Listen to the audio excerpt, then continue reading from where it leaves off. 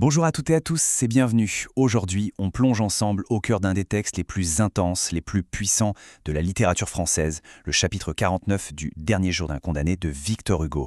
C'est un chapitre très court, mais vous allez voir, il est d'une puissance absolument foudroyante. C'est une véritable leçon de littérature, mais aussi d'humanité. Allez, c'est parti. Le chapitre ne commence pas, il explose, avec ce cri « Ma grâce! Ma grâce !» C'est un appel qui est tout à la fois un râle de désespoir, mais aussi une dernière, infime lueur d'espoir. On n'est plus dans une narration classique, on est dans la supplication à l'état brut. Le condamné n'a plus que sa voix pour se battre contre le temps, contre cette machine judiciaire implacable qui est sur le point de le broyer. Pour vraiment saisir le génie de Hugo dans ces quelques lignes, il faut d'abord essayer de reconstruire ce que vit le narrateur.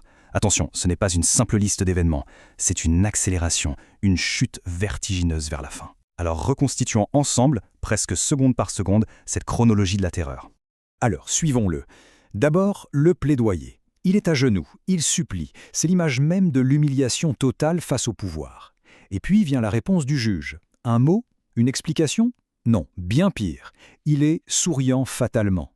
Tout est là dans ce détail, l'indifférence glaciale du système. Et c'est là qu'arrive l'interruption la plus absurde qui soit. Le bourreau s'approche. Pas pour parler de l'homme, non, mais pour se plaindre de la logistique, de la pluie qui risque de faire rouiller la guillotine. Face à cette déshumanisation complète, il y a une dernière étincelle de vie, une rébellion quasi animale, où je me défends, je mords. Et puis, le vide. Les officiels s'en vont, il est seul, avec 2 gendarmes. C'est le silence avant la fin. Et dans ce silence, un dernier sursaut d'espoir, un bruit de pas dans l'escalier. Est-ce que ce serait la grâce? Ok, maintenant qu'on a vécu le quoi, qu'on a senti cette urgence, on va analyser le comment. Comment Victor Hugo, avec de simples mots, arrive-t-il à créer cette tension absolument insoutenable? Comment nous fait-il ressentir l'angoisse du condamné jusque dans nos tripes? Allez, on passe son stylo au microscope. Prenez cette phrase, elle résume tout. Regardez bien comment Hugo arrive à concentrer toute l'inhumanité de la scène en quelques mots. C'est une juxtaposition brutale entre une vie qui va être prise et une préoccupation matérielle complètement dérisoire. C'est du grand art. On va décortiquer ça. Hugo utilise ici une figure de style qu'on pourrait appeler une antiphrase tragique. D'un côté, il y a l'adjectif « exécrable », un mot chargé de toute la haine, toute la peur du condamné. Et de l'autre, le détail le plus banal du monde, il pleut. L'ironie est d'une cruauté absolue. La machine, la guillotine, a plus d'importance que l'homme. La rouille du métal est une préoccupation plus grande que le sang qui va couler. C'est avec ce genre de procédé que Hugo dénonce une justice qui n'est plus qu'une simple administration de la mort, une bureaucratie totalement insensible.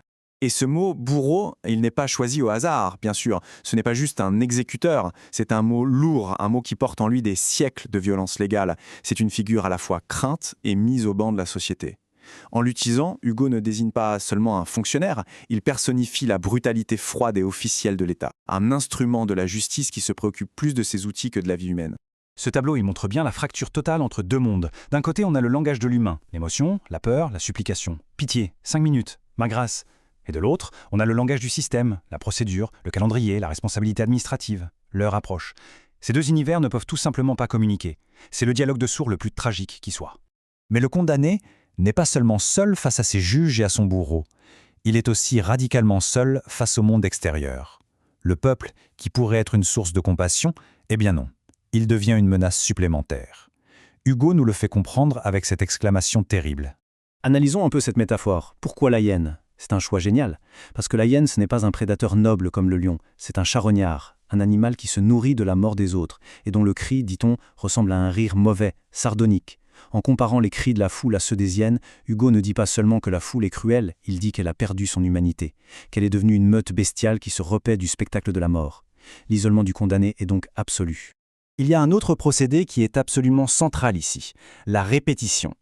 Hugo utilise une figure de style bien connue, l'anaphore, mais il la pousse à son paroxysme. À ce niveau-là, ce n'est même plus un effet de style.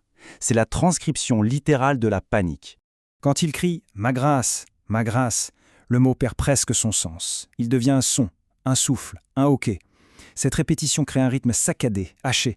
C'est celui d'un cœur qui s'emballe, d'une respiration qui se coupe. L'esprit du condamné complètement piégé, il est en boucle, incapable de former une autre pensée.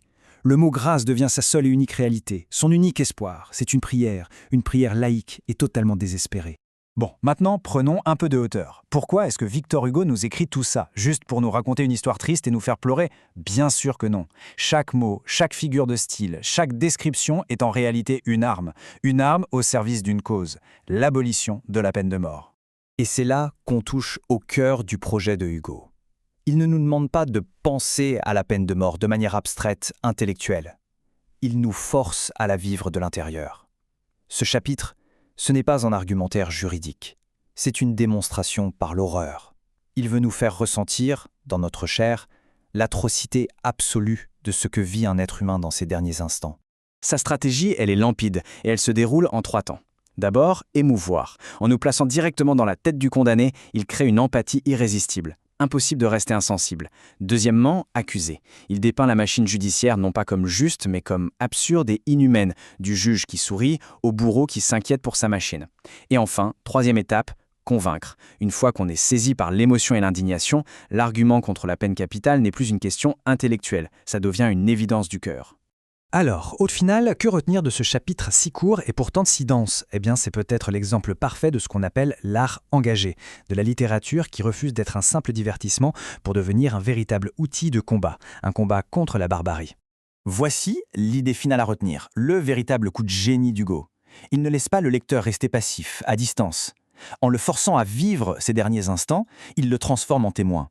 Et, une fois qu'on a été témoin d'une telle horreur, il devient très difficile de ne pas devenir, à son tour, un opposant à la peine de mort. Le livre se referme, mais la question, elle, reste grande ouverte en nous.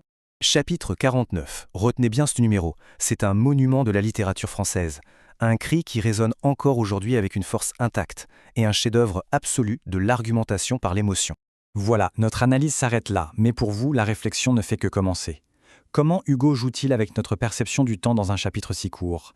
Le juge et le bourreau sont-ils des monstres? Ou, et c'est peut-être plus effrayant encore, juste des fonctionnaires qui font leur travail? Et finalement, cette stratégie qui passe par l'émotion est-elle plus efficace qu'un grand discours juridique? Je vous laisse avec ces questions. Merci beaucoup de votre écoute.